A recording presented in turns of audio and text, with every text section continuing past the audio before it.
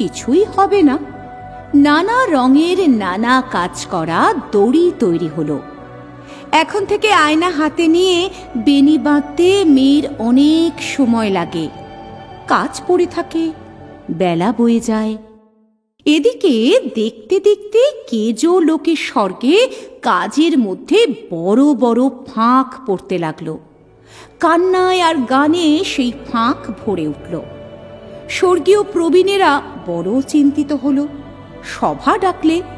তারা বললে, এখানকার ইতিহাসে কখনো এমন ঘটেনি। স্বর্গের দূত এসে অপরাধ স্বীকার করলে। সে বললে, আমি ভুল লোককে ভুল স্বর্গে এনেছি। ভুল লোকটিকে সভায় আনা হলো।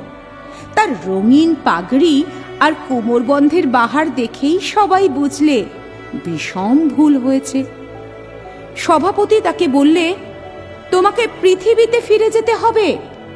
সে তার রঙের ঝুলি আর তুলি কোমরে বেঁধে হাফ ছেড়ে বললে, তবে চললুম। মেয়েটি এসে বললে, আমিও যাব। প্রবীণ সভাপতি কেমন অন্যমনস্ক হয়ে গেল। এই সে প্রথম দেখলে এমন একটা কাণ্ড যার কোনো মানে নেই।